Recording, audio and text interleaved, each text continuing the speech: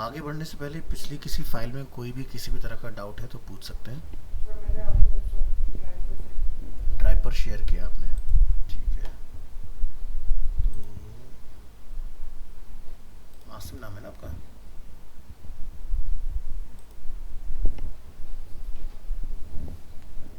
क्या खोलें, CSS या HTML?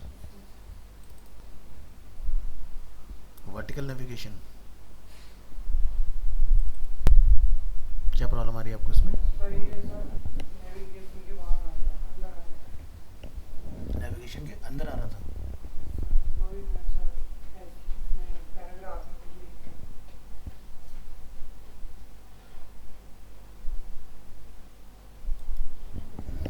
चेक करते हैं ऐसा क्या हुआ आपके साथ। नोटपैड, पेस्ट, सेव, हटा देंगे। डी ड्राइव, TTS 12/2/330 में डालेंगे इसको। जून, आज डेट हो गई है 24th।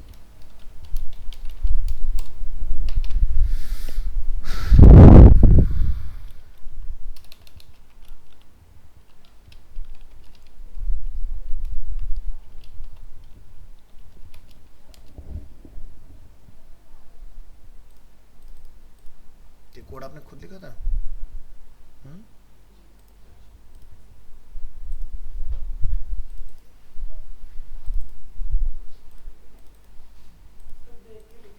देख के लिखा था।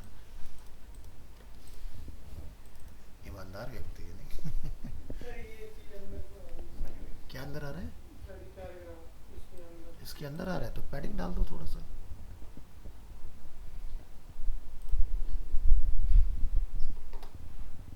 उसमें तुमने कोई लाइन छोड़ दी, कहाँ से लिखा?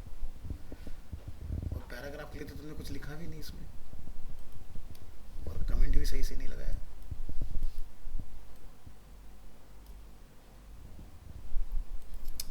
ये आपका पैराग्राफ है।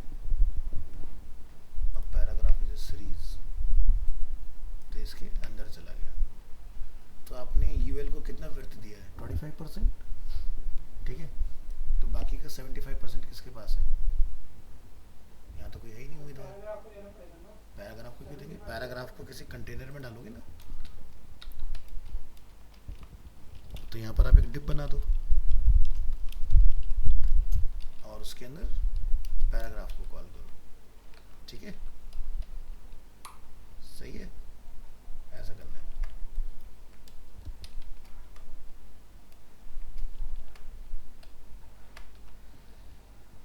इसके बाद यहाँ बनाइए div एलिमेंट,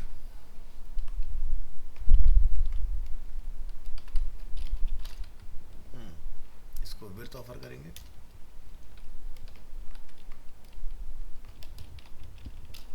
कितना रख दें इसका विड्थ? 75, क्योंकि 25 है यूएल के पास, तो 75 हो जाएगा इसके पास। और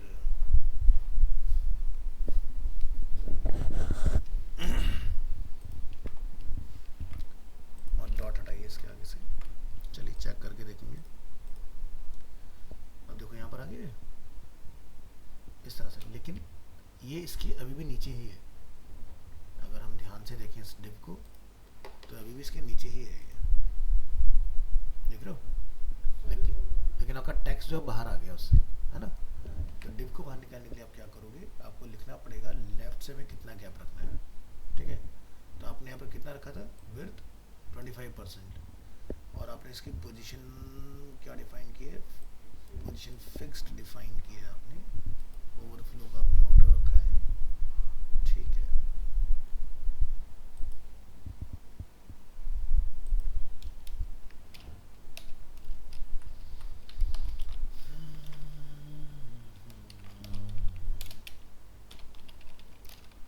टॉप, राइट, बॉटम, लेफ्ट, पूरा आ गया एरिया।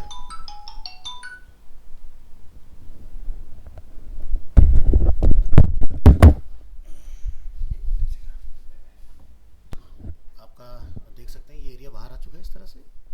अब ये जो टेक्स्ट है थोड़ा सा लिटिल बिट इसके नीचे आपको मिलेगा, तो इसके लिए हमें क्या करना है, अपने डिव के अंदर पैडिंग को ऐड कर लेना है। तो यहाँ हम लोग आएंगे ऊपर और यहाँ लिखेंगे यूनिवर्सल सेलेक्टर।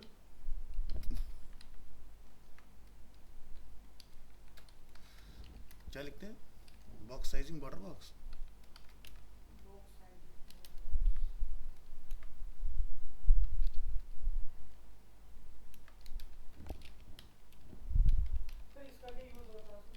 अरे वाह, क्या सवाल पूछा तुमने। इतने दिन से क्या पढ़ रहे हैं हम।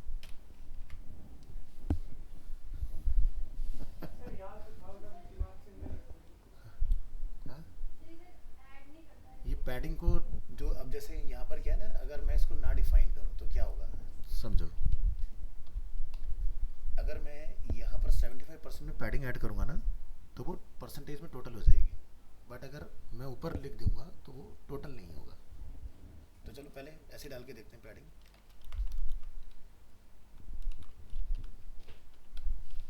और हमने यहाँ लिख दिया जैसे कि हमें 20 का रखना है, तो हो सकता है मुझे स्क्रॉलिंग देखने के लिए मिल जाए। देखो आगे स्क्रॉलिंग, बट कहाँ लगाया मैंने, नहीं फिर तो तब भी तो स्क्रॉलिंग आ जाएगी ना ओवरफ्लो से। आप हिडन कर दो तो डेटा कट जाएगा। ठीक है, तो हमें ऐसा कुछ नहीं करना। तो हमने यहाँ पे देखो box sizing border box define किया। अगर ये सही है तो देखो स्क्रॉलिंग भी खत्म हो गई, हमारा गैप भी बन गया, सारे काम हो गए, है ना। चलो तुम्हारी प्रॉब्लम सॉल्व, जो मैटर्स के नीचे आ रहा था बाहर आ गया। तो तुमने क्या गलती की, तुमने यहाँ तक बिल्कुल सही चलाया, बस यहाँ कंटेनर भूल गए और कंटेनर को आपने विड्थ और उसको मार्जिन देना भूल गए। क्योंकि जितना आपने इसकी विड्थ रखी है उतना उसके नीचे से निकालने के लिए तो क्या आप डालोगे ना, बस ये कमी थी और कुछ नहीं। तो करेक्ट कोड में आपका डाल देता हूँ उस फाइल के अंदर, ठीक है। Control U, control A, control C, और कहाँ गया भी आपका वर्टिकल नेविगेशन, राइट क्लिक। मुझे अपने राइट दिया हुआ है, तो चलिए ठीक है, फाइल को अपलोड करते हैं। D drive TTS 22330 June month, ठीक है। तो इसलिए मैं आपसे एडिटिंग राइट मांगता हूँ कि अगर कुछ करेक्ट करके मुझे भी देना होगा मैं आपको दे पाऊंगा ऑन द स्पॉट, है ना। चलिए तो अब आगे स्टार्ट करते हैं। कोई और तो नहीं आया ना मेरी ऑप्शंस में, ठीक है। चल तो आज का हमारा टॉपिक है ग्रेडियंट। आज हम लोग ग्रेडियंट सीखने वाले हैं, ठीक है। तो ग्रेडियंट कितनी तरह के होते हैं हमारे पास, लीनियर, रेडियल एंड कॉनिक, ठीक है। तो CSS gradients let you display smooth transition between two or more specified color। तो CSS defines 3 types of gradient। linear जिसमें हम लोग goes down, up, left, right और diagonally, यानी कि हम किसी particular specific angle पर भी चला सकते हैं gradient को। radial defined by their center and conic gradient rotated around the center point। तो फोटोशॉप अगर हम सभी लोगों ने पढ़ा हुआ है, या अगर हम लोग यहाँ फोटो पी भी चला लेते हैं, तो उसके अकॉर्डिंग हम लोग थोड़ा सा इसको समझने की कोशिश करते हैं। तो एक न्यू डॉक्यूमेंट बना लीजिए और यहाँ से हम वेब चूज़ कर लेंगे और क्रिएट करते हैं। तो जब आप ग्रेडियंट टूल चूज़ करते हैं ना, तो यहाँ पर आपको टोटल नंबर ऑफ 5 ग्रेडियंट्स बनेंगे। फर्स्ट इज लीनियर, पॉइंटर रखिए। Second is radial, third is angle. Angle को हम लोग CSS में कोनिक बोलते हैं, ठीक है। अगर कोरल आपने पढ़ा होता तो उसमें कॉनिकल बोला जाता है इसको। तो कॉनिक क्यों बोलते हैं, जैसे अगर मैं यहाँ पर किसी शेप में अगर ग्रेडियंट अप्लाई करता हूँ,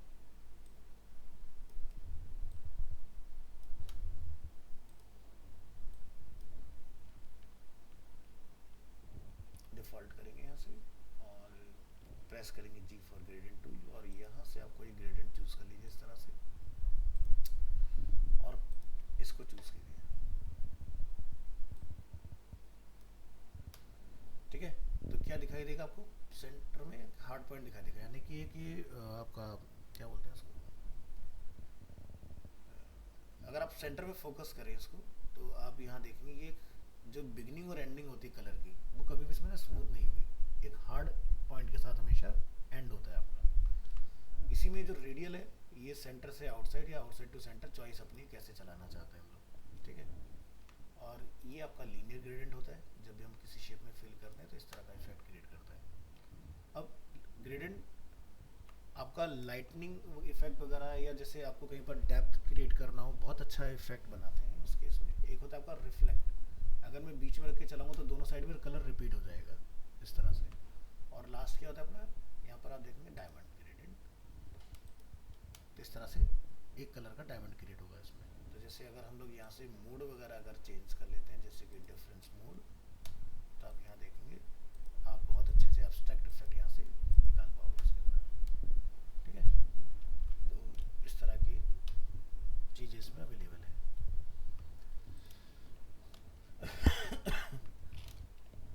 तो ये था आपके ग्रेडियंट।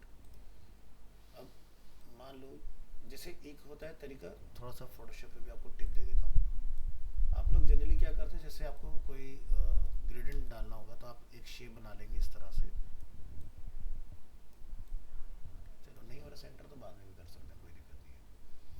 तो क्या होता है, लेट्स से हमें ग्रेडियंट फिल करना है, हमने यहाँ से चूज़ किया, ग्रेडियंट टूल प्रेस करेंगे और यहाँ से आप जाके ग्रेडियंट चूज़ करें इस तरह से। क्या फिल करना है, रेडियल या लीनियर, चॉइस इज योर। और यहाँ से हमने इसको इस तरह से फिल किया। रिवर्स कर लेंगे तो ये आपका इनसाइड आउटसाइड की मोड में इस तरह से दिखाई देगा आपको। अब आपने फिल कर दिया, लेकिन अब आपको बोला जाए कि भाई लाइटनिंग को एडजस्ट कर दो, ठीक है, कि मतलब ये जो वाइट का जो ग्लेयर है थोड़ा कम ज़्यादा करना है, तो आप नहीं कर पाओगे। तो ऐसे केस में क्या किया जाए, उसका तरीका समझते हैं। तो देखो, जब भी आप कभी ग्रेडियंट अप्लाई करें ना, तो यहाँ पर आपको एक एफेक्ट्स दिखाई देता है, ठीक है। इसमें क्या मिलेगा आपको, ग्रेडियंट ओवरले। तो चलो इसको ट्राई करके देखते हैं। सबसे पहली चीज़, कोई भी एक डिफ़ॉल्ट कलर इसमें फिल करो, इसको परफेक्ट गेट कर लो, इसका सेंटर गेट करने के बाद आप यहाँ से गाइड लगाइए इस तरह से। ये हमने गाइड प्लेस कर दिया इस तरह से। अब हमें सेंटर पता चल गया, ठीक है। तो यहाँ से हम इसको करेंगे सेलेक्ट। इस लेयर को आप अवॉइड कीजिएगा। एक करने के बाद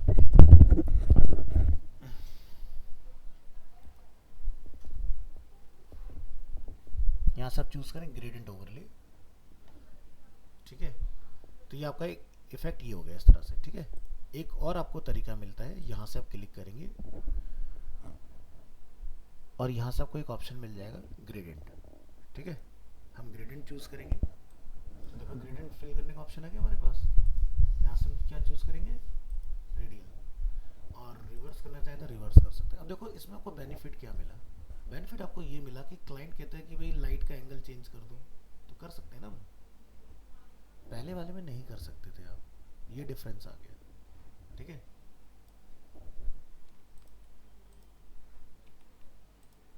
ये हमने यहाँ से किया रेडियल, इनवर्स, और यहाँ से अब आप इसके साइज को भी अगर बढ़ाना चाहेंगे, स्केल अगर करना चाहें कि भाई मुझे ग्रेडियंट को इसी शेप के अंदर रख के बड़ा करना है। पहले क्या होता है कि आपने जो फिल करके कंट्रोल टी करते तो शेप भी बड़ी होती, अब ऐसा नहीं होगा। अब आप यहाँ से अपने इस पॉइंट को भी बहुत अच्छे से एडजस्ट कर पाओगे, समझ आ रहा है, इस तरह से। तो लेट्स से हमने इसको डिफाइन कर दिया 150, और ये देखिए अब क्लाइंट ने बोला, अपनी फाइल को सेव किया, क्लोज किया, जब भी बोले आप बिंदास यहाँ जाके डबल क्लिक करो और जब मर्जी अपना ग्रेडियंट चेंज कर लो इसके अंदर। आप हमेशा एडिटेबल मोड में रहोगे, ये नहीं कि डल गया, अरे सर पहले बताना था, दोबारा बनाना पड़ेगा, तो उससे बच जाओगे, ठीक है। इस तरह से करना है।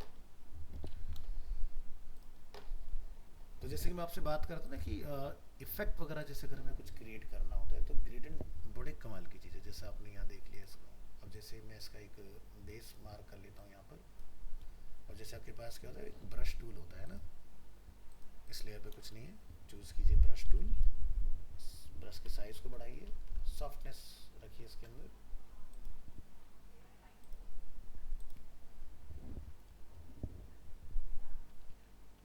तो जितना शेप होता है ऑलमोस्ट क्लोज रखिए उसको, ठीक है। और फुल स्मूथनेस, क्या प्रेस करेंगे, F5।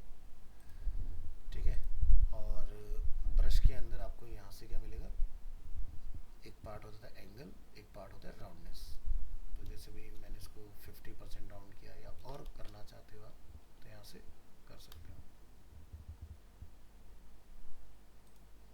अब बस अपनी शेप के नीचे जाइए, पॉइंटर रखिए और एक बढ़िया सा डैप बना दो। तो यहाँ से क्या होगा, आपको फील होगा भी ऑब्जेक्ट आपने किसी सरफेस वगैरह पे अपना बढ़िया से रखा हुआ है। लाइटिंग, जब भी बोला जाए कि भाई लाइट का एंगल क्या है, जैसे आपसे बोला गया कि लाइट का एंगल चेंज कर दो, आपने यहाँ रखा, ठीक है, दिखाई दे रहा है, बढ़िया डेप्थ बन रही है। क्या होगा, शैडो उसी के हिसाब से इधर उधर हो जाएगा, ठीक है। और उसके बाद फाइनल शॉट के अंदर एक बढ़िया सा ऑक्लूजन रेंडर डालो, यहाँ जाओगे,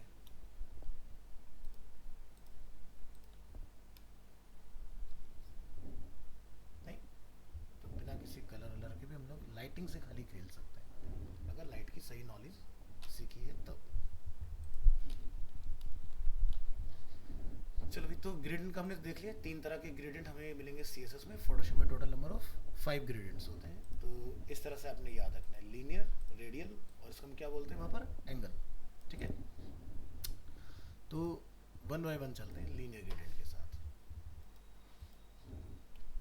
तो CSS linear gradients, to create a linear gradient you must define at least 2 color stops. Color stops are the colors you want to render smooth transitions along.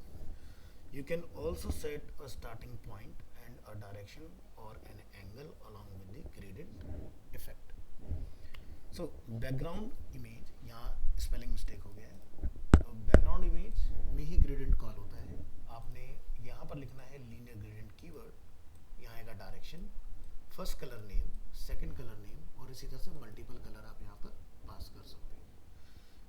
Direction top to bottom, this is default, अगर आप नहीं लिखेंगे तो red colour top में होगा, yellow colour bottom में हमें मिलना चाहिए कुछ इस तरह से। तो यहाँ से हम लोग एग्जाम्पल अगर ओपन करके देखें तो क्या दिखाई दे रहा है, रेड अपर साइड मिलेगा, येलो लोअर साइड मिलेगा आपको।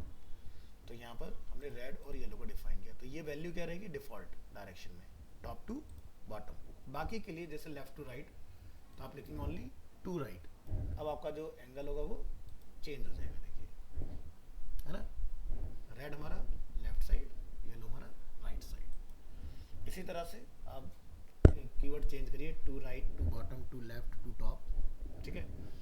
अब बात आती है डायगोनल की, ठीक है। तो हमने यहाँ पर 2 चीज़ें मिक्स की, बॉटम राइट, ठीक है। तो क्या होगा, बॉटम से शुरू होगा और राइट टॉप की तरफ जाएगा, यानी कि ये देखो इसी तरह से। और देखो यहाँ पर एंगल, अगर आप कोई पर्टिकुलर एंगल कॉल करना चाहते हो तो यहाँ पर डिग्री डाल दो, कितना डालो 180 डिग्री, तो ये देखो 0 डिग्री जो कि डिफॉल्ट होता है, ये 90 डिग्री, ये 180 डिग्री, ये -90 डिग्री, ठीक है। तो इस तरह से आप अलग अलग एंगल भी डाल सकते हो। मल्टीपल कलर जैसे रेड, येलो, ग्रीन, तो आप मल्टीपल कीवर्ड डालिए, आपके मल्टीपल कलर भी कॉल हो जाएंगे इसके अंदर। टू राइट डायरेक्शन में हम मल्टीपल कलर्स कॉल कर रहे हैं इस तरह से, तो ये देखिए मल्टीपल कलर्स आपके CSS के थ्रू क्रिएट होंगे। ट्रांसपेरेंसी ऐड करना चाह रहे हैं, जो जैसे कि 255 क्या हो गया, वाइट, ठीक है। और यहाँ पर क्या हो जाए, एंड पर 0 से शुरू होगा और 1 की तरफ जाएगा, तो 1 मतलब सॉलिड 100%, 0 मतलब ट्रांसपेरेंट, ठीक है। तो 255 रेड का कोड हो गया हमारा, और यहाँ से शुरू होगा इस तरह। इसी से रिपीट करना हो आपने तो red, yellow, green, yellow 10% repeat होगा अपने साइज में और ग्रीन 20% रिपीट होगा आपका। तो इस तरह से अलग अलग रिपीटेशन भी हम लोग इसमें बना सकते हैं। आपको बीच में ब्लेंडिंग नहीं रखना है, सॉलिड बनाना है, वो भी बना सकते हो। इन सब के कोड यहाँ मिल जाएंगे आपको लिखे हुए। तो पहली चीज़ नोटिस करेंगे, सबकी हाइट हमने इक्वल रखा हुआ है। बैकग्राउंड कलर हमने क्या रखा है, रेड। अब बैकग्राउंड कलर का क्या काम है इसके अंदर, मान लो कोई ऐसा ब्राउज़र आ जाए जो ग्रेडियंट को रेंडर ना कर पाए, जैसे कि इंटरनेट एक्सप्लोरर 11, तो वहाँ पर ग्रेडियंट नहीं होगा तो एरिया ब्लैंक हो जाएगा। तो ब्लैंक ना हो तो उसकी जगह सब्स्टिट्यूट कुछ होना चाहिए, तो उसके लिए हम यहाँ से डिफाइन करेंगे background colour for browsers that do not support gradients. इसके बाद आप यहाँ से देख लेंगे रिपीटिंग लीनियर ग्रेडियंट, ये आपका कीवर्ड ऐड ऑन होगा इसमें रिपीट के लिए, रेड, येलो, ग्रीन। इसी तरह से आपको किसी पर्टिकुलर एंगल पर करना है, जैसे कि 45 डिग्री, तो यहाँ हम देख सकते हैं 45 डिग्री का आपका एंगल क्रिएट होगा इसमें और रिपीटेशन मिल जाएगा हमें। 190 डिग्री, 90 डिग्री और मल्टीपल अगर आपने डिफाइन करने कलर कंट्रोल तो आप यहाँ डिफाइन कर सकते हो। जैसे हमने डिफाइन किया 45, हमने लिखा रेड, 0 से शुरू होगा और 10 पिक्सल पर जाके रुक जाएगा। फिर मैं कहूँगा 10 पिक्सल से येलो स्टार्ट होगा और 20 पिक्सल तक जाएगा। ठीक है, तो इसी वजह से नीचे क्या हुआ, कलर ब्लेंड ना होके सॉलिड दिखाई दिया हमें इसके अंदर, क्योंकि हम ट्रांजिशन नहीं कर रहे कलर का इस बार। तो अभी आगे आपके प्रैक्टिकल आएंगे, जब आपको टेम्पलेट वगैरह बनाओगे ना तो उसमें आपको और अच्छे से क्लियर होगा। तो इसमें यहाँ से देखिए, हमने यहाँ तक का थ्योरी पार्ट देखा था। Direction left to right, in this example हमने यहाँ पर मेंशन करना है लेफ्ट डिफॉल्ट है, हमें क्या बताना है, टू राइट, तो ये राइट की तरफ चला जाएगा। Direction diagonal, you can make a gradient diagonally by specifying both the horizontal and vertical position. The following example shows a linear gradient that start at top left and goes to bottom right. It start red and transitioning to yellow. तो ये आपका इस तरह से इस point से इस point की तरफ मिलेगा। एंगल्स हम यहाँ डिफाइन कर सकते हैं। If you want more control over the direction of the gradient, you can define an angle instead of the predefined directions, to bottom, to top, to right, to left, to bottom, right, etc. A value of 0 degree is equivalent to right, a value of 180 degree is equivalent to bottom. So यहाँ पर आप अपना define कर सकते हैं mathematical degree कोई भी 0 to 360 के बिटवीन एक्सेप्टेबल है। तो यहाँ पर ये आप देखेंगे डिफरेंट एग्जांपल्स जिसमें हम लोग अप्लाई कर रहे हैं। अब मान लो आपको किसी ग्रेडियंट को पर्टिकुलर डायरेक्शन में रोटेट करना है, तो मैं इसको कर रहा हूँ यहाँ पर इंस्पेक्ट, और यहाँ पर हमने क्या डाला है 180 डिग्री। तो मैं यहाँ से इसका एंगल देख सकते हो, चेंज कर पा रहा हूँ जिस भी डायरेक्शन में आपको लेके जाना हो। थोड़ा ऊपर करके आपको दिखाते हैं। ठीक है, ये देखो सब रोटेट हो रहा है इधर से उधर, तो आपको इससे समझ में आ जाएगा किस एंगल पर हमें रखना है। लेकिन ये मैजिक आपको इंस्पेक्ट मोड में मिलेगा देखने के लिए। ये लाइव आप ट्राई करो कौन सा एंगल पे आपको बढ़िया आउटपुट आ रहा है। ठीक है, तो डायल के अकॉर्डिंग आपको लाइट कलर जो रोटेट होते दिखाई देगा।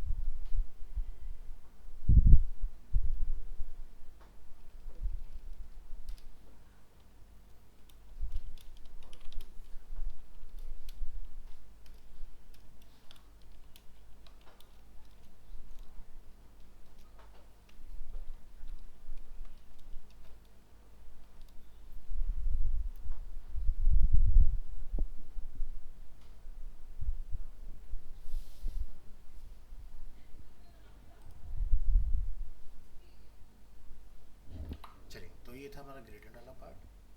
तो इसमें आप किसी भी ग्रेडियंट को राइट क्लिक से इंस्पेक्ट करेंगे और हर एक ग्रेडियंट के अंदर आप एक डिफरेंट डिफरेंट एंगल ट्राई कर पाएंगे। जैसे कि अगर नंबर 1 के साथ जाते हैं, हाँ ये सिर्फ यहाँ पर है आपको परफेक्ट एंगल चूज करने के लिए, क्योंकि कोड में कभी हमें पता नहीं चलता ना कि क्या आउटपुट आने वाला है। हाँ बस आप यहाँ से देख लो कि भाई आपको लगता है भी मेरा 34 डिग्री पर मुझे जो चाहिए वो आउटपुट मुझे मिल रहा है, वेल एंड गुड है। तो जैसे अभी मैंने आपको फोटोशॉप में दिखाया था ना इस फाइल के अंदर कि भाई हम अपनी ग्रेडियंट को यहाँ से एडिट कर पा रहे हैं। जैसे कि मैंने आपको यहाँ से डबल क्लिक किया तो जब दिखाया था ये, तो सेम वही काम वहाँ हो रहा है ना। तो ये डेमो देने का मेन पर्पज़ यही था कि आपको हमेशा उस मोड में रहना है जहाँ आप एडिटिंग या चेंजेस कर पाएँ अपनी चीज़ों पे।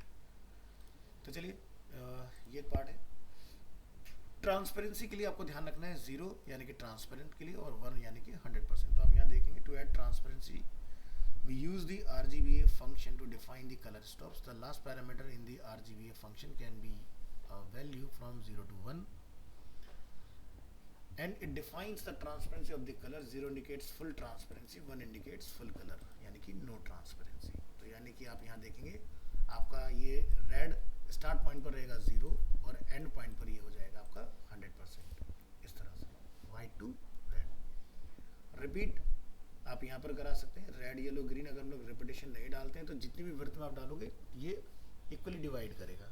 बट अगर मैं 10 लिखा 20 लिखा तो जो भी आपके पास अवेलेबल एरिया होगा उसका 10-20% लेने के बाद क्या करेगा ये रेड से फिर से रिपीट करना स्टार्ट करेगा इस चीज़ को, ठीक है। अगर हम लोग ये नहीं डालेंगे रिपीटेशन वाला कंट्रोल तो क्या होगा कि फिर ये आपका यहाँ से लेके यहाँ तक रेड, बीच में आपको मिलेगा ग्रीन और एंड हो जाएगा आपका, या बीच में मैंने क्या डाला सॉरी, बीच में येलो है और लास्ट आपका ग्रीन पर होगा। तो इसका मैं आपको एक डेमो दिखा देता हूँ। यहाँ से क्लिक ऑन इंस्पेक्ट और हम यहाँ से रिमूव कर रहे हैं अपना जैसे कि 20% और यहाँ से ये पार्ट। तो देखो क्या हो गया, टोटल हाइट को इक्वली डिवाइड कर लिया ना उन तीनों ने, इस तरह से काम करेगा। और एक चीज़ ध्यान रखिएगा कि यहाँ पर रिपीट के टाइम पर आपको ये ध्यान रखना है लीनियर ग्रेडियंट के आगे आपको कीवर्ड और लगा देना है रिपीटिंग, ठीक है, तभी आपका सही से काम करता है repetition.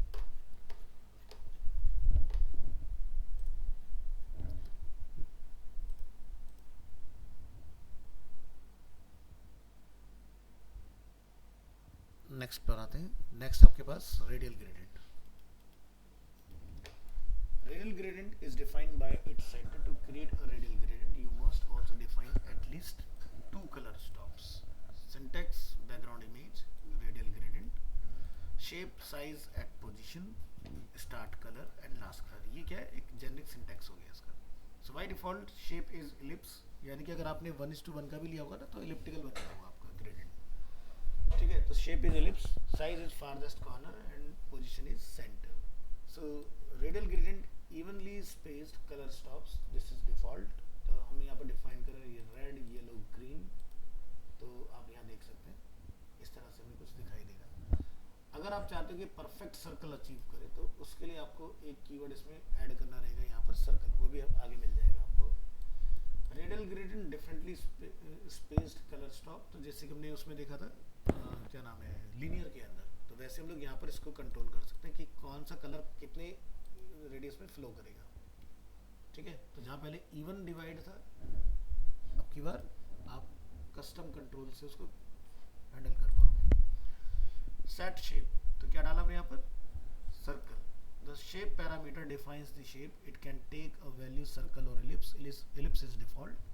So following example shows a radial gradient with the shape of a circle. तो यहाँ पर आपको देखिए without और with डिफरेंस समझ आ रहा है, परफेक्ट सर्कल मिल जाएगा आपको। डिफरेंट साइज कीवर्ड, जैसे कि the size parameter defines the size of the gradient. It can take 4 different values. तो जैसे कि सबसे ऊपर आपने यहाँ पर डिफॉल्ट का जब पढ़ा था तो यहाँ पर क्या होता है, यहाँ देखेंगे आप फारदेस्ट कॉर्नर, ये आपका डिफॉल्ट रहता है इसके अंदर। जाना पड़ा। चलिए तो क्लोजेस्ट साइड से हम लोग देखेंगे इसको। ये है क्लोजेस्ट साइड जहाँ पर हम लिख रहे हैं एट 60% एंड 55%, और देन उसके बाद रेड येलो ब्लैक हमें मिलेगा। फार्दर साइड में हमने डिफाइन किया 60% एंड 55%। तो दोनों का आप डिफरेंस देखें, जैसे कि ये क्लोजेस्ट, तो आप सेंटर से इसकी पोजीशन को भी मूव करा सकते हो। ये फार्देस्ट साइड है, ये क्लोजेस्ट कॉर्नर है, और ये आपका फार्देस्ट कॉर्नर है। तो यानी कि जो लास्ट वाला आप जो ग्लेयर देख रहे हैं वो अंदर रहेगा शेप में, एज को टच करेगा, या बाहर जाएगा, या एक्स्ट्रा बाहर जाएगा उससे, ठीक है। तो आप फ्लो को ग्रेडियंट के कंट्रोल कर पाओगे इसकी हेल्प से। रिपीट यहाँ पर भी आप कर पाएंगे, जैसे कि red default, yellow 10 and green 15%। तो आप यहाँ देखेंगे इस तरह से आप ग्रेडियंट को भी सर्कुलर मोशन में कंट्रोल कर सकते हो। Conic, a conic gradient is a gradient with color transition rotated around a center point. To create a conic gradient you must define at least 2 color. तो इसका सिंटेक्स रहेगा आपका conic gradient keyword, from angle, at position, colour का degree, ठीक है, start वाले का और एंड वाले का। तो by default angle is 0 degree and position is centre. If no degree is specified the colour will be spread equally around the centre point. तो यहाँ पर हम लोग सिर्फ कलर डिफाइन कर रहे हैं, और आप यहाँ देखेंगे 3 कलर आपको यहाँ पर मिलेंगे, स्टार्ट कलर, इन बिटवीन जो आपका कलर होगा वो, और एंड कलर। तो जो स्टार्ट और एंड होगा वो हमेशा हार्ड पॉइंट यहाँ पर क्रिएट करते हैं। अभी देखा ना हमने फोटोशॉप में भी, लेकिन इसको कंट्रोल करने का टेक्निक आपको मिलेगा इसमें, ठीक है। कॉनिक ग्रेडियंट, जैसे कि हमें 5 कलर कॉल करने हैं, हमने यहाँ पर 5 डिफरेंट कलर के साथ देखा है। तो अगेन बीच के सभी स्मूथ दिखाई देंगे, स्टार्ट और एंड आपको हार्ड मिलने वाला है इसमें। Conic gradient 3 colour and degree, जैसे कि रेड हमने बताया यहाँ पर कि उसका जो फ्लो रहेगा वो 45 डिग्री, येलो सबसे ज़्यादा फ्लो होगा यानी कि 90 डिग्री, एंड ग्रीन उसके बाद। तो यहाँ से आप देखोगे रेड, येलो, और सबसे ज़्यादा पार्ट किसके पास है, ग्रीन के पास। तो हम लोग इसमें भी ग्रेडियंट के फ्लो को कंट्रोल कर सकते हैं। क्रिएट पाई चार्ट, ठीक है। अगर हमें पाई चार्ट बनाना है इसके अंदर, तो हम लोग पाई चार्ट भी बना सकते हैं। तो हमने जिस एलिमेंट में कॉल किया उसका बॉर्डर रेडियस का रखा है 50%, यानी कि सर्कुलर हो जाएगा शेप हमारा। और 1 2 3 4 5 कलर हमने इसमें कॉल किए हुए, तो ये देखिए राउंडेड हो गया। अब इसमें हमें हार्ड कलर के साथ काम करना है, तो आप लिखेंगे रेड 0 से शुरू होगा और 90 पर ओवर हो जाएगा। एग्जैक्ट 90 से येलो स्टार्ट होगा और 180 पर ओवर होगा। ग्रीन 180 से स्टार्ट होगा, 270 पर ओवर होगा, और 270 से ब्लू स्टार्ट होके 360 पर ओवर हो जाएगा। इससे क्या हुआ, ठीक है, तो एकदम सॉलिड ग्रेडियंट बनेगा आपका, ना कि इस बार ब्लेंडिंग आपको दिखाई देगी इसके अंदर। क्यों हुआ ऐसा, 0 और 90, लेकिन 90 के बाद हमने गैप नहीं दिया, हमने एग्जैक्ट 90 से येलो कलर को स्टार्ट किया। Next, conic gradient with specified from angle. तो आप यहाँ से फ्रॉम 90 डिग्री जैसे हमने डिफाइन किया, तो आप यहाँ से रोटेट भी कर सकते हो। बाय डिफॉल्ट टॉप से स्टार्ट हो रहा है ना 0 से, आप रोटेट भी कर सकते हो अपने कस्टम एंगल के ऊपर। तो यहाँ से वैल्यू अपनी चेंज हो जाती है। तो जैसे लाइव डेमो के अंदर आप देख सकते हैं, इंस्पेक्ट पर हम लोग आएंगे और यहाँ पर आप देखेंगे 90 डिग्री से शुरू हो रहा है। मैं इसका बदल सकता हूँ कहाँ से शुरू करना है, ठीक है। नेक्स्ट हम लोग यहाँ पर देखेंगे conic gradient with specified centre position. मुझे सेंटर को भी हिलाना है, वो एग्जैक्ट सेंटर से ना स्टार्ट हो। तो 60% एंड 45% हमने यहाँ पर डाल दिया। तो आप देखेंगे सेंटर इसका ऑफसेट हो गया 60, मतलब लेफ्ट से और टॉप से। रिपीटिंग अ कॉनिक ग्रेडियंट, तो आप यहाँ लिखेंगे repeating conic gradient, red 10 yellow 20, और फिर उसी तरह से रिपीटेशन में चलता जाएगा। और आपको इसमें ज़्यादा डालना है तो आप और भी ऐड ऑन कर सकते हैं इसके अंदर मल्टी कलर्स के साथ, हार्ड कलर आप इसमें डाल सकते हो। तो जैसे यहाँ पर क्या था रेड और येलो, लेकिन इसमें आप बताओ रेड 0 डिग्री, रेड 10 डिग्री तक जाएगा, येलो 10 डिग्री और 20 डिग्री तक फ्लो होगा, 20 से 30 के बीच में आपका ब्लू फ्लो होगा। उसके बाद जितना एरिया बचा सर्कल का उसमें ये रिपीटेशन चलता रहेगा अंटिल जब तक आपका कंप्लीट ना हो जाए।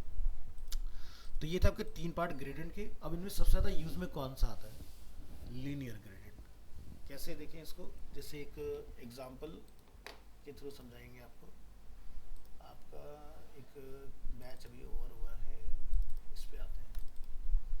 अभी इस टेम्पलेट को आप ध्यान से देखो, तो सबसे टॉप में आपको दिखाई दे रहा होगा कि यहाँ पर शेड, ठीक है, अच्छे से पता नहीं चलोगा, अभी पता चलेगा। देखो यहाँ पर क्या एक ग्रेडियंट डाला हुआ है हमने, ये देख रहे हो, लीनियर ग्रेडियंट। अगर हम ये लीनियर ग्रेडियंट हटा दें इसमें से,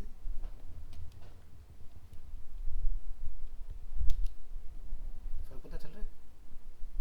नैप बार जो है वो आपका पीछे इमेज काफ़ी ज़्यादा विजिबल है तो उसमें जेल हो रहा है, बट अगर हम लोग यहाँ पर ग्रेडियंट डाल देते हैं तो नैप बार पर फोकस अच्छे से आता है। तो क्या है? Linear gradient. ठीक है, इसी में हमने एक और वैल्यू यूज़ की है जो कि बिल्कुल अलग है। यहाँ पर इसको भी एक्सपीरियंस कराते हैं आपको। यहाँ पर देखिएगा,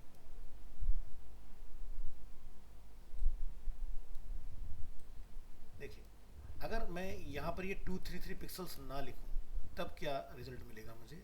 ये जो ग्रेडियंट है टॉप से लेके बॉटम तक पूरे में फ्लो होगा।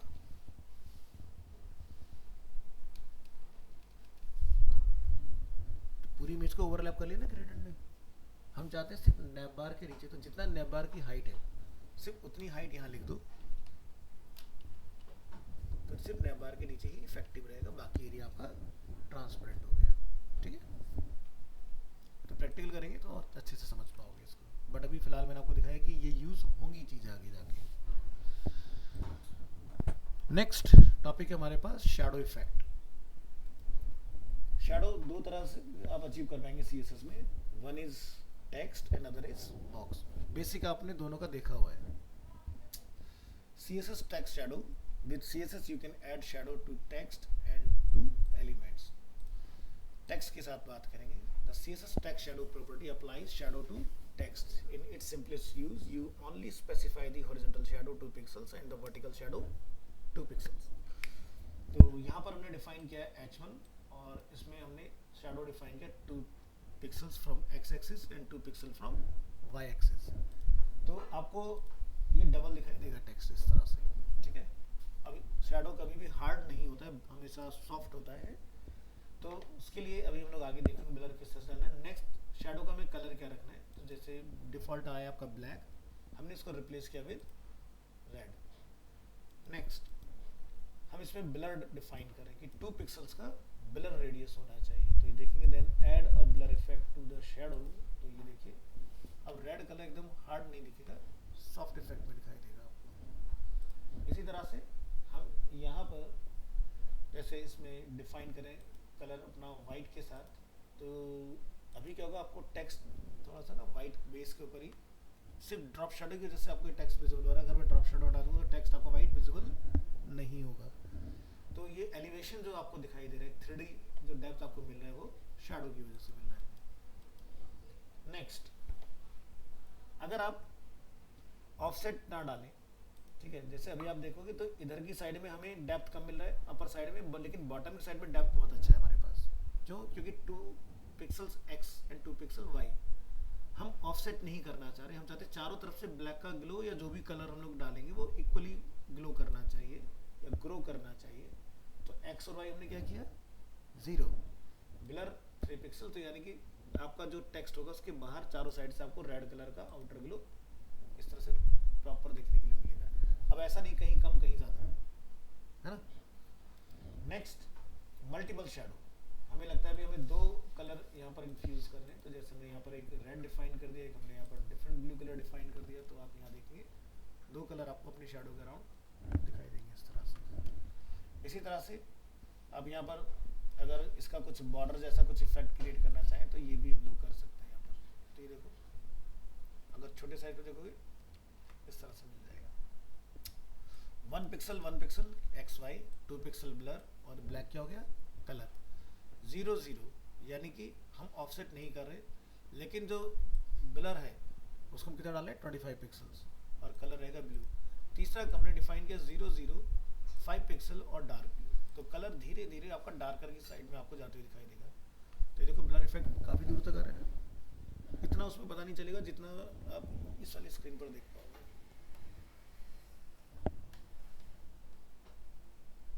यहाँ ज़्यादा अच्छा दिखाई दे रहा है ना, तो टीवी इतना अच्छा रेंडर नहीं कर पाता है।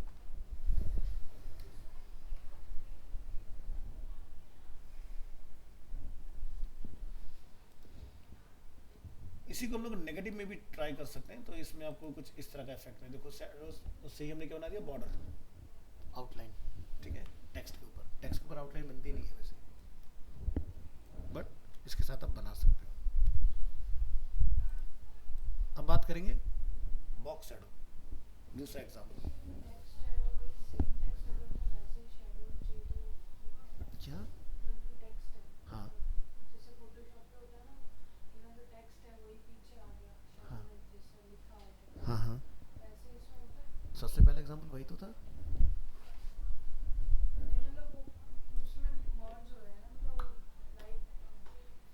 फर्स्ट एग्जाम्पल क्या है, आप ध्यान से देखो, वही तो है, उसी की कॉपी पीछे रखी हुई है। हाँ तो ब्लर कर सकते हैं, क्यों नहीं कर सकते हैं।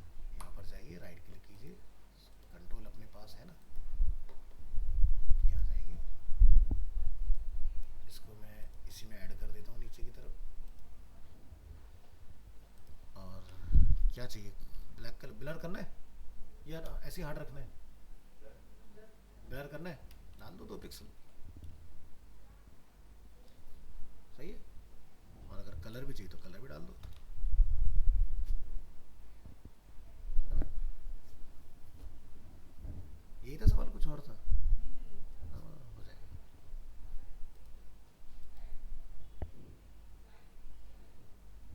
चलिए, बॉक्स शैडो। बॉक्स शैडो यानी कि किसी ऐसे सॉलिड एलिमेंट के ऊपर, जैसे कि डिव हो गया, ठीक है, उसके ऊपर अगर मैं डाल रहा हूँ, ध्यान रखना टेक्स्ट शैडो सिर्फ टेक्स्ट पर ही इफेक्टिव होगा और कहीं नहीं चलेगा। बॉक्स शैडो कंटेनिंग एलिमेंट के ऊपर चलेगा। तो the CSS box shadow property is used to apply one or more shadow to an element, specify a horizontal and vertical shadow। तो हमने यहाँ पर div element को चूज किया है, हमने क्या लिखा, 10 पिक्सल 10 पिक्सल, पता ही है, ऑफसेट थोड़ा सा अपनी जगह से हटा दिया हमने इसको, वर्टिकली और हॉरिजॉन्टली। शैडो बाय डिफॉल्ट आपका ब्लैक ही आता है, ठीक है। देन कलर हमें ऐड करना है, ये आपका कलर ऐड हो गया इसके अंदर। देन फिर हमें इसमें ब्लर डालना है, वही टेक्स्ट वाली सारी प्रॉपर्टी जिसमें भी काम करेंगे आपके। ये ब्लर हो गया। सेट द स्प्रेड रेडियस, तो यहाँ पर आपको ध्यान रखना टेक्स्ट में स्प्रेड नहीं होता है, बॉक्स में स्प्रेड भी मिलता है। यानी कि ये हो गया ब्लर और ये हो गया कलर का फ्लो, फैलाव कितना रहेगा दूर तक, है ना। तो यहाँ से आप देखोगे इस तरह सबको एक्सीड होके दिखाई देगा ये। इनसेट पैरामीटर, हम इनसेट लिखेंगे तो जो होता है ना, जैसे inner shadow outer shadow Photoshop में, तो ये इनर में कन्वर्ट हो जाएगा, यानी कि बाहर से अंदर की तरफ आ जाएगा कंटेनर में, इस तरह। इसके बाद मल्टीपल शैडो डालने हैं, तो पहला शैडो डिफाइन करो कॉमा लगा के, फिर दूसरा शैडो डिफाइन करो कॉमा लगा के, फिर तीसरा शैडो डिफाइन करो कॉमा लगा के। एक साथ एक एलिमेंट पे तीन, तो ये तीनों सॉलिड, ये तीनों ब्लर के साथ। अब जैसे हमें कोई कार्ड डिजाइन करना हो, ठीक है, तो हमने यहाँ पर एक डिव डिफाइन किया है, डिव एलिमेंट पे हमने कार्ड की क्लास अप्लाई की, उसकी विड्थ है 50 पिक्सल्स।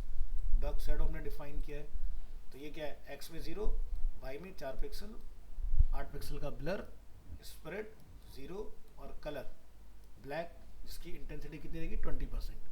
फिर हमने डिफाइन किया 0, वाई में 6 पिक्सल, 20 पिक्सल का स्प्रेड रेडियस, ठीक है, sorry blur radius and spread radius 0, and यहाँ पर हमने कलर को 0.19। तो ये देखो एक कार्ड की पीछे एलिवेशन निकल के आ रहा है बढ़िया से, इस तरह से आप बना सकते। अब जैसे आप फ्लिपकार्ट पे जाओ, माउस ओवर पे आपको कुछ देखने के लिए मिलता है, जैसे कि मैंने टी शर्ट कैटेगरी ले लिया, तो ध्यान देना जब मैं माउस लेके जाऊंगा, दिखाई दे रहा है क्या है, सी वही है बॉक्स शैडो, ठीक है।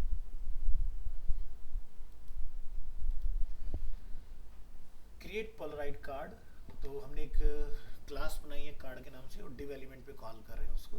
तो यहाँ पर आप देखेंगे अगेन, अब आपको मुझे प्रॉपर्टी बतानी जरूरत नहीं, ये क्या होता है ये क्या होता है, आपको सब पता है। लेकिन अगर हम प्रॉपर्टी ना पढ़ते तब आपको ये कंफ्यूजन रहता है कि फ्लो क्या है लिखने का। तो सबसे पहले एक्स एक्सिस, फिर वाई एक्सिस, फिर ब्लर, फिर स्प्रेड, फिर आपका कलर। ध्यान रखना टेक्स्ट शैडो में स्प्रेड नहीं होता है, सिर्फ बॉक्स शैडो में स्प्रेड आपको देखने के लिए मिलेगा। तो माउस ओवर पे जैसे फ्लिपकार्ट के अंदर था ना, वैसे बना सकते। तो हमने क्या लिखा होगा, सुडो, सुडो क्या है, होवर, ठीक है, क्लास सुडो, तो क्लास है कार्ड और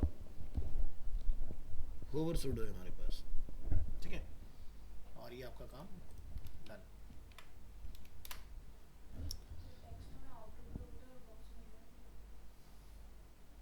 टेक्स्ट में सिर्फ आउटर होगा इनर ग्लो नहीं होगा, लेकिन आप वैसे कर सकते हो, ऐसा इम्पॉसिबल वाली कोई चीज़ नहीं है, क्योंकि अगर आपको याद होगा मैंने आपको गूगल फॉन्ट्स पढ़ाए थे, गूगल फॉन्ट के अंदर देखे थे हर तरह के इफेक्ट थे, तो वहाँ से उस केस में आप वो ट्राई कर सकते हो।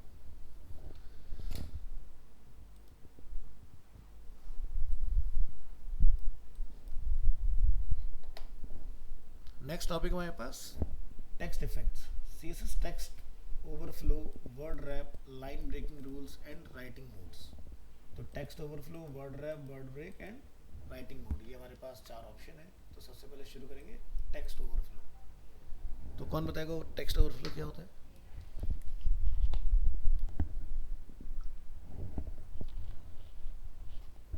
ओवरफ्लो तो हम लोग पढ़ चुके हैं, है ना? याद है ना कि अगर मैंने जो अमेजोन का एग्जांपल दिया था कि अगर एरिया कम होगा तो एलिमेंट क्या होगा, हिडन हो जाएगा। अलग अलग वैसे प्रॉपर्टीज के अंदर होती हैं। तो यहाँ पर आप देखो 2 चीज़ें हैं, ओवरफ्लो भी है और टेक्स्ट ओवरफ्लो भी है। तो ये एग्जांपल ध्यान से देखना, बहुत काम आएगा आपके। कब?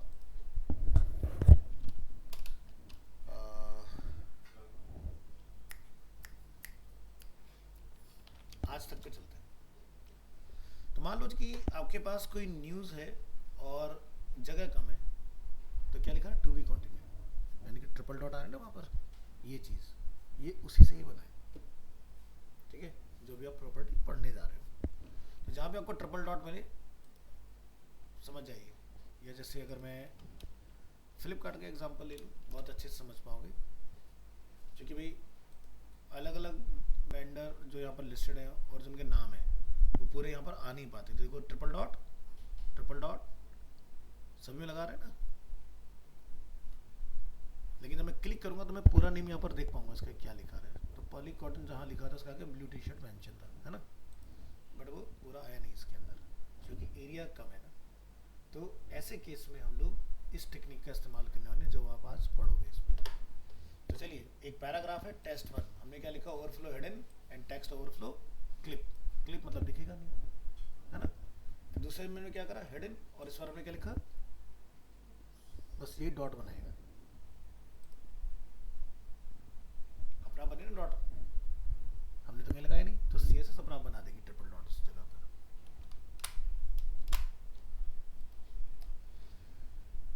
नेक्स्ट मैंने इसी में क्या लगा दिया, होवर पर हमने क्या लिख दिया, विजिबल। ओवरफ्लो जो हिडन था उसकी प्रॉपर्टी को हम लोग मैनिपुलेट करें। देखो यहाँ पर हम लोग माउस ओवर करेंगे तो टेक्स्ट बाहर आ गया, यहाँ हमने माउस ओवर का टेक्स्ट आ गया आगे। तो ऐसे भी आप कहीं पर अगर रिक्वायरमेंट है माउस ओवर पर तो करवा सकते हो। Word wrapping, the CSS word wrap property allows long words to be able to be broken and wrapped onto the next line. If a word is too long to fit within an area, it expands outside. तो word rap में है break word, और आप यहाँ जाएंगे तो देखो अभी क्या है कि ये टेक्स्ट लिखा गया है जिसमें विदाउट स्पेसिंग सब लिख दिया गया, तो क्या हो रहा है, ये विदाउट स्पेस वर्ड भी ब्रेक होकर नीचे आ गया। बट अगर मैं एक प्रॉपर्टी यहाँ से बंद कर दूँ, यहाँ आएंगे, हमने क्या लिखा था, ब्रेक वर्ड, इसको ऑफ करो, तो देखो वो जो this is very very very very वाला जो है ना, वो एक ही लाइन में आगे निकल गया। तो अगर आपके साथ कभी कुछ ऐसा हो रहा हो कि मैटर आपका बाहर जा रहा है लेकिन आपने एरिया डिफाइन किया हुआ है, तो आपने वर्ड ब्रेक टेक्निक का यूज करना है। वर्ड हमेशा कब ब्रेक होता है, जब एक वर्ड के और दूसरे वर्ड के बीच में स्पेस होता है, हमेशा वाइट स्पेस पर वर्ड ब्रेक होता है। बट फोर्सफुली करने का भी टेक्निक दिया गया वर्ड रैप में, ब्रेक वर्ड, वर्ड ब्रेकिंग। तो यहाँ पर आपको ऑप्शन मिलेगा कीप ऑल और ब्रेक ऑल, ठीक है। तो यहाँ ट्राई करेंगे। फर्स्ट वाले में आप यहाँ देखोगे हाइफन से मैटर ब्रेक होके नीचे आ गया, इस वाले में हमारा मैटर ब्रेक तो हुआ लेकिन कॉन्टिन्यूटी सही से नहीं है। जैसे दिस पैराग्राफ, तो हमेशा डैश जो होता है वो बताता है कि उसके आगे का पार्ट नेक्स्ट लाइन में कंटिन्यू हो रहा है। राइट क्लिक, इंस्पेक्ट, तो फर्स्ट पैराग्राफ में हमें क्या डाला है, कीप ऑल, ऑफ कर देते हैं, ऑन कर देते हैं, ठीक है। टेस्ट 1 में कोई चेंज नहीं। अब टेस्ट 2 पर आते हैं, क्योंकि कीप ऑल जो रहता है वहाँ पर बाय डिफॉल्ट होता है, हमने क्या लिखा, ब्रेक ऑल, ठीक है। तो ऑफ कर दोगे तो अगर मैटर आपका बड़ा है और उस एरिया में फिट नहीं हो पाएगा तो क्या होगा, ब्रेक होकर नीचे आ गया कंटेन्स।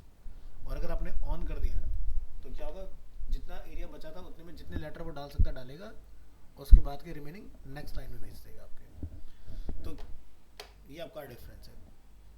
तो यहाँ पर ये था आपका ब्रेक ऑल, यानी कि फोर्सफुली ब्रेक करेगा आपके इसको, और ऊपर वाले में आपका कीप ऑल। ठीक है, तो कीप ऑल के अंदर आपका पूरा रहेगा, और जब भी आपका कोई मैटर ब्रेक रहेगा तो वहां पर वो उसमें हाइफन वगैरह डाल देगा। जैसे हमने यहाँ डाला विल ब्रेक एट, तो हाइफन जरूर लगाई, तो क्या होगा, हाइफन से आइडेंटिफाई करके ब्रेक करेगा, हाइफन से पहले या बाद में नहीं करेगा। तो जहाँ उसको लिखेगा कि भाई इस लाइन पर यहाँ हाइफन आ चुका है, इसके आगे का मैटर इसमें नहीं आएगा, तो ब्रेक हो जाएगा। ठीक है, क्योंकि यहाँ पर आपका देखो एक सही रीडिंग एक्सपीरियंस नहीं बन रहा है, इसलिए क्वांटिटी के लिए आप डैश जरूर लगाइए उस केस में, तब आपको कीप ऑल का अच्छा रिजल्ट मिलेगा। देखने के लिए राइटिंग मोड क्या लिखा है यहाँ पर, राइटिंग मोड में हॉरिजॉन्टल, यहाँ पर क्या वर्टिकल, तो ये है राइट टू लेफ्ट। तो जैसे आप यहाँ देखेंगे इधर इसका एग्जांपल, तो देखिए ये डिफॉल्ट होता है आपका हॉरिजॉन्टल। हमने यहाँ पर एक बीच के पार्ट को पकड़ के क्या लिखा, स्पैन डाला होगा हमने यहाँ पर, इस एग्जांपल के लिए चेक कर लेते हैं। यस, स्पैन है हमारे पास, हमने इसको बोला वर्टिकल राइट टू लेफ्ट। ठीक है, तो आप देखेंगे आपका जो स्पैन है जिसको टेस्ट 2 क्लास हमने लगाई हुई है, वो आपका रोटेट हो गया इस तरह से। नेक्स्ट एग्जांपल में हमने क्या बोला कि टेस्ट 2 जो पी एलिमेंट की क्लास है, तो एंटायर पैराग्राफ ही आपका वर्टिकल राइट टू लेफ्ट में चेंज हो गया इस तरह से। सॉरी, इसमें ना मिस्टेक हो गई, ये ना RL नहीं लिखना है, ये आपका टॉप टू बॉटम लिखना है, टीबी आएगा इसके अंदर। तो ये आपकी प्रॉपर्टी है। अब एक टॉपिक आपको और मिल जाएगा, वेब फॉन्ट्स। ठीक है, तो फॉन्ट से रिलेटेड हम लोग पहले ही पढ़ चुके हैं। कौन से फॉन्ट वेब में यूज होते हैं, सेरिफ और सैंस सेरिफ? सेरिफ।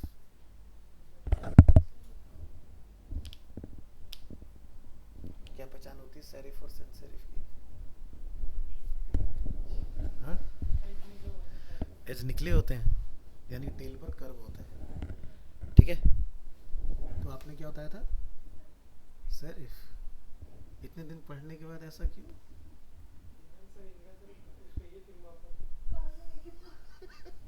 तो फिग्मा में भी हम लोग वही वाले फॉन्ट यूज नहीं करते, अवॉइड करते हैं। अब यहाँ पता क्या हो रहा है, वो ब्लेंड हो रखी है चीजें, क्योंकि पता तो है सेरिफ सैंस सेरिफ दो ही होते हैं, लेकिन बार बार कंफ्यूजन आता है कौन सा। ध्यान रखो, वेब में सिर्फ सैंस सेरिफ ही यूज होता है, सेरिफ नहीं यूज करते हैं हम लोग। ठीक है, चलिए तो आगे समझ लेते हैं। The CSS @font_face rule, web fonts allow web designers to use fonts that are not installed on the user computer। अब इसका मैं एक लाइव डेमो आपको दिखा देता हूँ।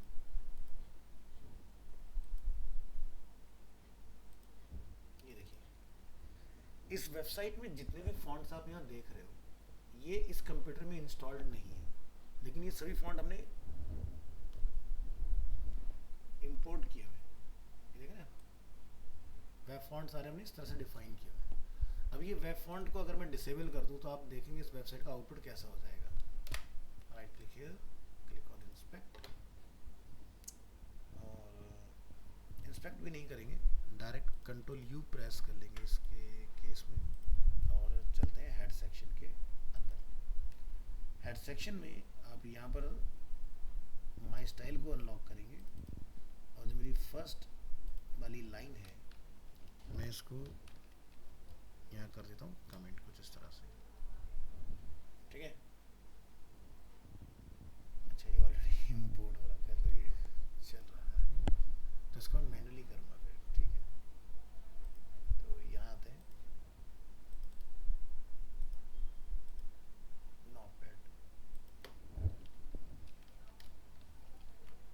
हमने यहाँ से इस फॉन्ट को बंद कर दिया। अब देखो इसमें कितने फॉन्ट है, आर्चिगो इसमें एक फॉन्ट है, कैलिस्टोगा इसमें एक फॉन्ट है, मॉन्स्टेट इसमें एक फॉन्ट है, पॉपिंस इसमें एक फॉन्ट है, यहाँ आप देख रहे होंगे।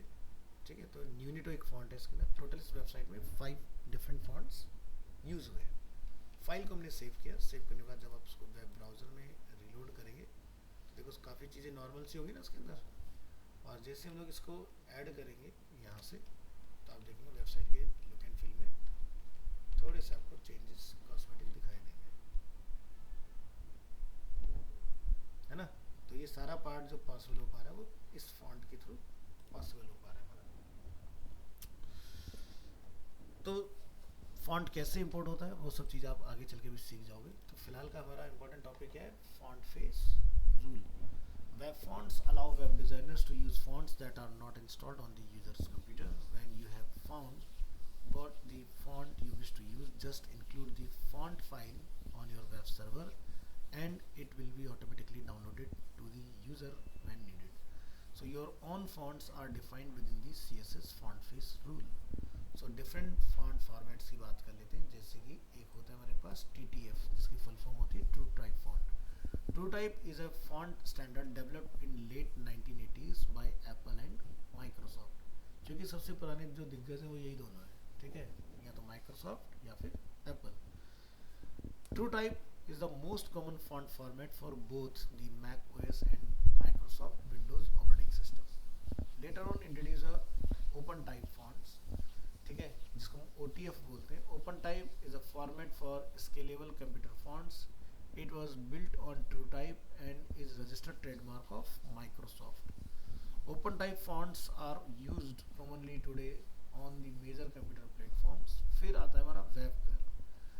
वेब में एक फॉन्ट एक्सटेंशन यूज होता है WOF, web open font format for use in web pages. It was developed in 2009, यानी कि जब हमारा CSS3 इंट्रोड्यूस हुआ था 2008 में, तब हमें फ्रीडम मिला कि भाई हम अपनी पसंद का कोई भी फॉन्ट लगा सकते हैं. उससे पहले क्या होता था, आप कोई भी फॉन्ट नहीं लगा सकते थे. प्रॉब्लम होता था कि अगर आपने कोई भी ऐसा यूज़र डिफाइंड फॉन्ट लगा दिया जो आपके पास है, एंड यूज़र के पास वो फॉन्ट नहीं दिखाई देगा. सो इसलिए इस फॉन्ट को बनाया गया. And is now a W3 C recommendation. WOF is essentially open type और true type with compression and additional meta data. The goal is to support font distribution from a server to a client over a network with bandwidth constraints. फिर WOF का एक update आया, WOF 2.2. जब WOF हुआ करता था तब हमें WOF के साथ में TTF भी चलाना पड़ता था, ये भी लगाना होता था, SVG भी लगाना होता था और EOT भी लगाना होता था. लेकिन फिर इससे क्या होता, 4 डिफरेंट फॉन्ट अपलोड करने से सर्वर पर क्या होता था, साइट स्लो हो जाती थी. तो जब नया अपडेट हमें मिला 2.2, अब हमें किसी की ज़रूरत नहीं है, ये 2.2 सभी ब्राउज़र में काम करता है बढ़िया से. So TrueType open type fonts that provide better compression than WOF 1.2, जो कि हमारा ये वाला था. फिर आता है SVG fonts and shapes. SVG fonts allow SVG to be used as a glyph when displaying text. The SVG 1.1 specification define a font module that allows the creation of fonts within an SVG document. You can also apply CSS to SVG documents, and the font face rule can be applied to text in SVG documents. But modern practice में हमें ध्यान रखना है कि SVG बहुत ज़्यादा इस्तेमाल नहीं करना है. स्पेसिफिक पार्ट के लिए आप करें, क्योंकि SVG काफ़ी हैवी आपका एक्सटेंशन होता है. Embedded open type fonts, EOT fonts are a compact font of open type fonts designed by Microsoft for use as embedded fonts on web pages. तो अब ये सभी प्रैक्टिसेस डिसकंटिन्यू हो गई हमारी. अब सिर्फ हम लोग यूज़ करते हैं WOF 2.2. तो आप समझेंगे, यहाँ पर देख लीजिए सपोर्ट. WOF का जो सपोर्ट है वो सभी ब्राउज़र के अंदर आपको मिलेगा. SVG सिर्फ सफारी के लिए था, EOT सिर्फ एज पर चलता है. तो इसलिए आपके पास जो बेस्ट चॉइस बचती है वो क्या है, ये वाला पार्ट, ठीक है. तो ध्यान रखना, TTF अगर होगा या आपका OTF होगा तो ये सभी के अंदर सपोर्ट करते हैं. WOF का रिकमेंडेशन में क्यों दे रहा हूँ आपको 2 का, क्योंकि एक तो लाइट वेट है कंपैरेटिवली WOF 1.2. तो अगर आपको लाइट वेबसाइट बनानी है विद एक्सटर्नल फॉन्ट, तो one of the best.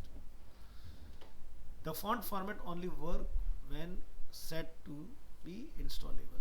Using the font you want in the font face @font face लिखना होता है. rule, first define a name of the font, example my first font, and then point to the font file.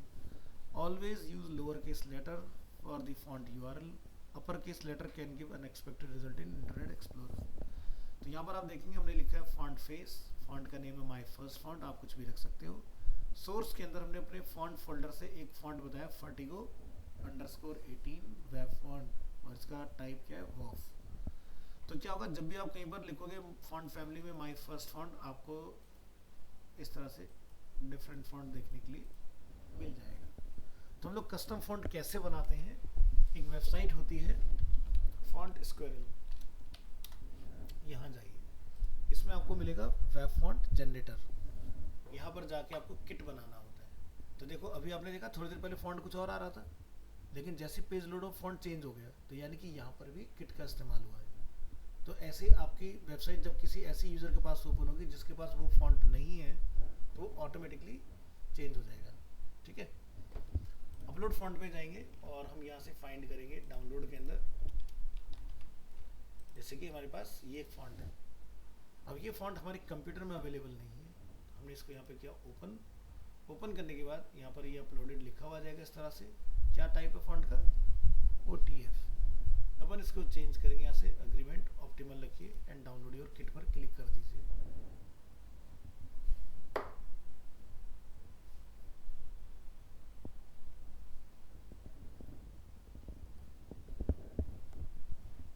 ये kit अपना download हो चुका है। यहाँ आएंगे, राइट क्लिक, अब इसके अंदर कुछ फाइल्स आपको मिलेंगी अगेन। तो देखिए वॉफ भी है और वॉफ 2 भी है इसके अंदर। तो हमें कौन सा यूज़ करना है, 2।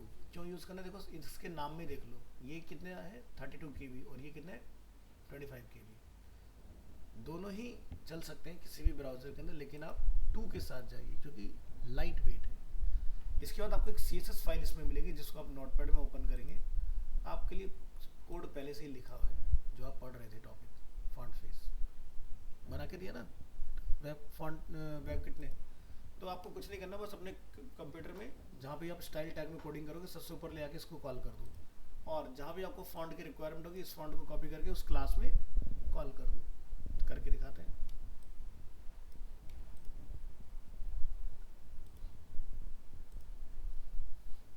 ये बंद करो, ये भी बंद करो। हाँ, तो ये हमने एग्जाम्पल ओपन करा था, यहाँ ध्यान से देखो।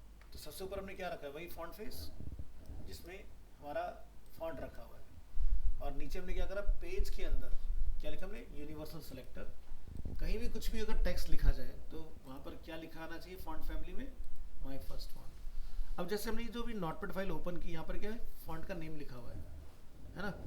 आप से कुछ भी लिख दो, संता वंता रोहन मोहन सोहन, उससे कोई मतलब नहीं है, उसका मतलब होता है इससे ये फाइल क्या है आपके पास। ठीक है, तो यहाँ पर दोनों का सपोर्ट दिया गया है, वॉफ 2 और वॉफ, यानी कि जो पुराने ब्राउजर हैं बहुत पुराने को सपोर्ट करते हैं और 2 को सपोर्ट नहीं करते। तुम्हें इतना पुराना कोई बंदा मिलेगा नहीं। ठीक है, तो इसलिए एक ही डिफाइन करो, आपकी फाइल लाइट वेट बनेगी। तो पहले हम लोग मल्टीपल डिफाइन करते हैं ऐसे कॉमा लगा लगा के, कि जैसे एक डिफाइन किया टाइप, दूसरा डिफाइन किया, फिर TTF भी रख दिया हमने, OTF भी रख दिया, SVG भी रख दिया, EOT भी रख दिया। सारे ऑप्शन रखने पड़ते थे क्योंकि आप अभी थोड़ी देर पहले देख चुके कि ये सपोर्ट का चक्कर था। तो जिसमें जो चलता हो, जैसे आपका ये वाला जो EOT वाला है तो वो आपका एज में चल रहा है, बाकी में काम नहीं कर रहा है, तो बाकी में आपको दूसरा फॉर्मेट रख देना है ताकि उसका भी काम चल जाए। तो इस जैसे ये आता है ना, वो हमने सीखा था पिक्चर एलिमेंट, अलग अलग स्क्रीन साइज पर अलग अलग इमेज, उसी तरह से यहाँ पर अलग अलग font type for different different web browser. तो वॉफ 2 सब पर काम करता है। अगर आपका कोई एज का ब्राउजर 14 से नीचे है तब आपको वॉफ रखना है। अब इतना नीचे आपको एज मिलेगा नहीं, क्योंकि मोस्टली जितने भी लोग हैं सब विंडो 11 और 10 में स्विच कर चुके हैं। ठीक है, using the font you want, so ये अभी हमने जैसे जस्ट देख लिया है। नेक्स्ट पर आते हैं, यूजिंग बोल्ड टेक्स्ट। अब मान लीजिए आपको इस फॉन्ट को बोल्ड करना हो, अगर आपको जहाँ कॉल किया आपने इस फॉन्ट को सिर्फ वहीं बोल्ड करना है तो या तो वहाँ लिख दो, और अगर हर जगह चाहते हो बोल्ड है तो यहाँ पर बोल्ड मेंशन कर दो इसके अंदर। तो क्या होगा, आपका बोल्ड होकर दिखाई देगा। तो हमने यहाँ पर क्या लिखा है, फॉन्ट फेस इस तरह से। इसके बाद हमने यहाँ पर एक और नया फॉन्ट डाला है जिसमें हमने क्या लिखा, टाइप बोल्ड, और यूनिवर्सली हमारा फॉन्ट जो रहेगा वो ये वाला रहेगा। तो आप देखेंगे यहाँ पर हमने ये B एलिमेंट का यूज़ किया है। ठीक है, तो आप देखेंगे ये सब आपका पार्ट बोल्ड में दिखाई देगा।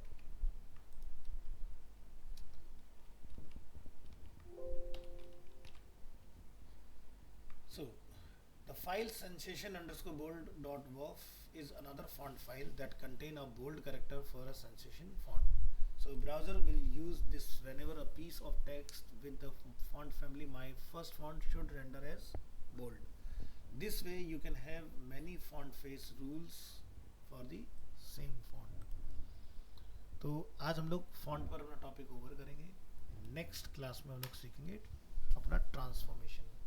ट्रांसफॉर्मेशन क्या होता है आपको पहले ही बता देते हैं एडवांस में. फोटोशॉप आप सभी लोगों ने पढ़ा हुआ है. कंट्रोल टी प्रेस करने पर जो आपको कंट्रोल मिलते हैं वही कंट्रोल अब आप CSS में भी सीखोगे कि किसी ऑब्जेक्ट को कैसे ट्रांसफॉर्म किया जाए. तो 2D ट्रांसफॉर्म भी होता है और 3D ट्रांसफॉर्म भी होता है. ठीक है. तो आप CSS के through scale, rotate, skew, distort और फ्री ट्रांसफॉर्म का मतलब क्या होता है, ये मूवमेंट ऑब्जेक्ट की, जिसको मतलब ट्रांसलेशन, ये सारे काम आप कर सकते हो.